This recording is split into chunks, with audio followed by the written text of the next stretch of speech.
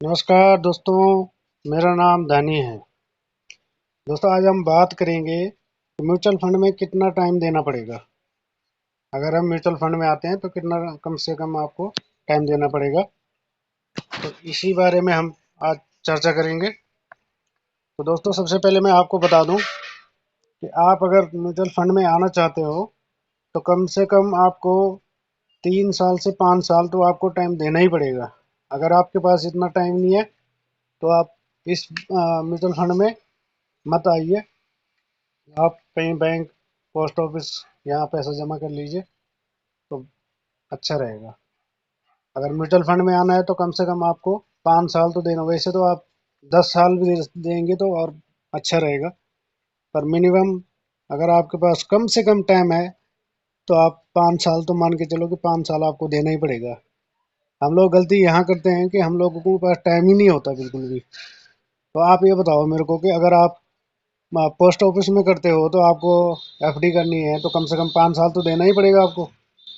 इससे कम तो मतलब ही नहीं। अगर बीच में भी आप पैसे निकालते हो तो आप नहीं निकाल सकते हो, 5 साल आपको देना ही पड़ेगा।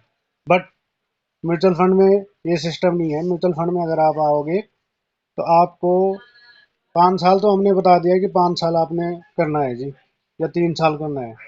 बट आप मालिक रहेंगे। आप जब मर्जी पैसा निकाल सकते हो। अगर आपकी इमरजेंसी आ गई, कोई भी आपके पास पैसा नहीं है तो ज़रूरी है आपको खर्चे चाहिए, तो खर्चे पूरे नहीं हो रहे तो आप निकाल सकते हो। पैसे कभी भी निकाल सकते हो, 10 दिन में, 15 दिन में, महीने में या साल में। बट आपको टाइम इसलिए देना है कि जितना आप टाइम दोगे उतना आपका बेनिफिट रहेगा, रिटर्न आपको कंपाउंडिंग मिल जाएगा। तो दोस्तों, आपने इसमें आना है, कोई दिक्कत नहीं है। जब जितना मर्जी टाइम आप दे सकते हो। बट ज़्यादा रिटर्न वो आपके ऊपर बात है, आपको रिटर्न कितना चाहिए। आप कैलकुलेट कर सकते हो अपने फ़ोन में कि कितना परसेंट। कम से कम यहाँ पे आपको स्मॉल कैप में 20%, 15% मिल जाएगा। इतना रिटर्न यहाँ से आप एक्सपेक्ट कर सकते हो। बट इसके लिए आपको सिस्टमेटिक प्लान पे आना पड़ेगा। जैसे कि हर महीने आपने एसआईपी कर दी 1000 रुपये की या 2000 रुपये की। शुरुआती में आप 500 रुपये की भी कर सकते हो, 100 रुपये से भी स्टार्ट कर सकते हो। अगर आपको डर लगता है तो आप 100 रुपये से भी शुरू कर सकते हो। जैसे जैसे आपका कॉन्फिडेंस बढ़ेगा वैसे वैसे आप पैसा बढ़ा भी सकते हो। ऐसी कोई दिक्कत वाली बात नहीं है। बट आप पहला शुरू तो करो। हम लोगों की दिक्कत ये है कि हम लोग पहले करना नहीं चाहते हैं। और दो सभी चाहते हैं कि हम पैसा कमाएं, अच्छा पैसा कमाएं। सब जानते हैं कि पैसा कितना इम्पोर्टेंट है हमारी ज़िंदगी में। तो आप शुरू कीजिए।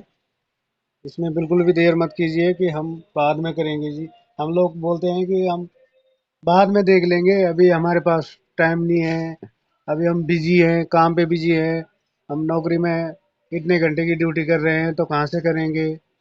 तो दोस्तों, नौकरी तो हमेशा ही करनी है, ज़िंदगी भर करनी है। नौकरी में आप अमीर बन सकते हो? नहीं बन सकते हो।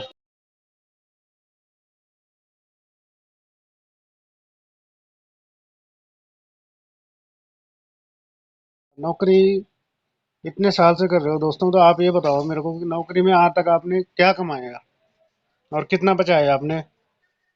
नौकरी अगर आप करते रहोगे तो कभी अमीर नहीं बन पाओगे, कभी अपनी इच्छाएं पूरी नहीं कर पाओगे। बट नौकरी तो करनी पड़ेगी शुरुआती में। लेकिन हमें नौकरी के साथ साथ हमें ऐसा कुछ साइड बिजनेस करना है कि जिससे हम अपना पैसा बचा सकें, आगे के लिए हमारा काम आए।